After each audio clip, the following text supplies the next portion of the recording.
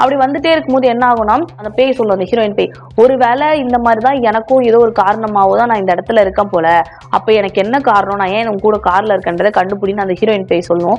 அவனும் யோசிச்சுட்டே வருவான். டக்குனு ஒரு மந்திரவாதி வந்து கை காட்டி உள்ளே ஏறுவார். அவர் ஏறினோன்னா பின்னாடி வேற இந்த பொண்ணு இருக்கே அப்படின்னு சொன்னோன்னா, இது பேயாச்சு உங்க கண்ணுக்கு எப்படி தெரியுது அப்படின்னா, அந்த ஸ்டோரி எல்லாம் சொல்லும் போது, ஓ என்னோட ஃபேஸ்புக்ல நான் இந்த ஸ்டோரி போடுறப்ப நீங்க தான் கமெண்ட் பண்ணீங்க, ஆமா நான் வந்து இந்த பேய்ங்க கிட்ட எல்லாம் பேசுறேன், பேய்லாம் கண்ணுக்கு தெரியும் அப்படின்னும் போது, அப்போ ஒரு கார்டு கொடுப்பான். இந்த கார்டை வச்சு இந்த பொண்ணு எதனால உன் கூடயே இருக்கான்றதை கண்டுபிடிக்க முடியும் அப்படின்னு சொல்லும் போது, அவன் அந்த கார்டை எடுத்து கார்ல எதானே இருக்கான்னு சொல்லிட்டு கார் மேல வைப்பாங்க. ஹீரோயின் வந்து கார்ல இருந்து ஒரு 10 சென்டிமீட்டருக்கு மட்டும் தான் வர முடியும்.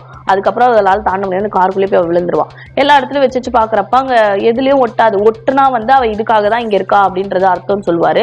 கடைசியா இந்த சீட்டை எதுவுமே ஒட்டலையே, சரி அந்த பேய் மேலே கொண்டு போய் வைக்கிறேன், அவ அழிஞ்சிருவா அப்படின்னு சொல்லும் போது ஹீரோ வந்து தடுத்துருவான். என்ன பண்றேன்னு சொல்லிட்டு அடிச்சு அனுப்பிடுவான். டேய் உனக்கு தானே நான் ஹெல்ப் பண்ண வந்தேன், என்னைய போட்டு அடிக்கிற, சரி இருந்தா அந்த கார்டு வச்சுக்கோ, இது என்னோட விசிட்டிங் கார்டு, உனக்கு ஏதாவது நீட் இருந்தா நான் கான்டாக்ட் பண்ணேன்னு சொல்லிட்டு அந்த மந்திரவாதி போயிடுவான். இவன் என்ன பண்ணுவான், காருக்குள்ள இருக்க பொருள் ஏதாவது வந்து இவளுக்கு தேவைப்படுதோ, இவளுக்கு அதான் இம்பார்ட்டனோ அப்படின்னு சொல்லி எல்லா பொருளும் எடுத்து வச்சுட்டு வருவான். அப்ப காருக்குள்ள ஒரு பழைய போன் இருக்கும், அந்த காலத்து போன், அந்த போன் மேல இருக்கும்போது ஒட்டும். அப்ப இந்த பொண்ணு டக்குன்னு அந்த போன் மேல தப்புன்னு எகிருவா. அப்போ இவனை அவனை கண்டுபிடிப்பாங்க, அந்த போனாலதான் இவன் இங்க வந்திருக்கா அப்படின்னு.